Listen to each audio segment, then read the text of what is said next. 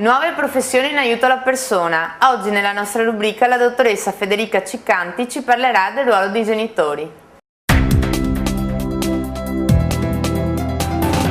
Buonasera e ben ritrovati ad un nuovo appuntamento con il pedagogista clinico. Oggi siamo in compagnia della dottoressa Federica Ciccanti, direttore provinciale dell'ANPEC di Vicenza. Buonasera dottoressa. Buonasera. Oggi parliamo di genitori. Che ruolo hanno nella pedagogia clinica? Parliamo di genitori e delle difficoltà che i genitori possono vivere in questo momento.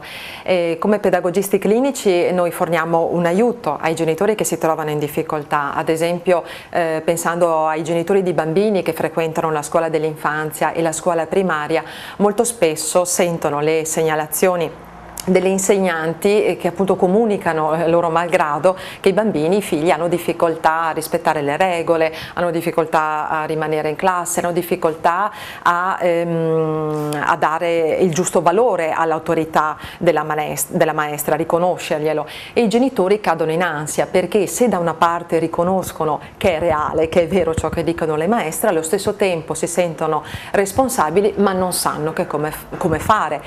E quindi vanno in ansia o si sentono inadeguati, ed è un peccato. Il pedagogista clinico li aiuta invece a trovare delle strategie che possono essere, che sono utili al loro bambino esulando, tralasciando quelli che sono dei consigli pratici o una specie di ricetta, come dire, educativa che li può aiutare, piuttosto li aiuta a riflettere e a capire più profondamente il significato e che cosa vuole dire quel comportamento del bambino. Come interviene quindi il pedagogista in questo caso? Incontra i genitori una volta alla settimana e insieme a loro avvia una riflessione mettendo i genitori nelle condizioni di trovare dentro di sé e all'interno della coppia anche le risposte e le strategie migliori per il loro figlio.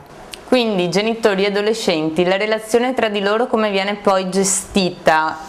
L'adolescenza è un'età difficile, a volte è un'età, sono degli anni in cui proprio si vivono dei conflitti anche quotidiani, l'adolescenza è fatta anche di conflittualità ma non solo, e a volte i genitori fanno molta fatica a stare proprio con i figli, e da una parte, come è tipico dell'adolescenza, l'adolescente chiede maggiore autonomia, maggiore indipendenza, e dall'altra parte chiede ancora invece di essere accolto, di essere coccolato. E il genitore di fronte a queste richieste, a volte apparentemente contraddittorie, non sa come rispondere, e ne possono nascere dei conflitti quotidiani o addirittura anche all'interno della coppia. Un consiglio che possiamo dare ai nostri genitori? Un consiglio che possiamo dare ai nostri genitori è quello di curare molto la relazione con i figli, curarla al di sopra di tutto, perché è come dire, è un tesoro, è uno scrigno inesauribile che comunque accompagnerà i figli lungo tutto l'arco della vita, a prescindere da conflitti e richieste apparentemente contraddittorie o strane. Dottoressa, noi la ringraziamo per il suo intervento e noi ci rivediamo la settimana prossima con un'altra intervista.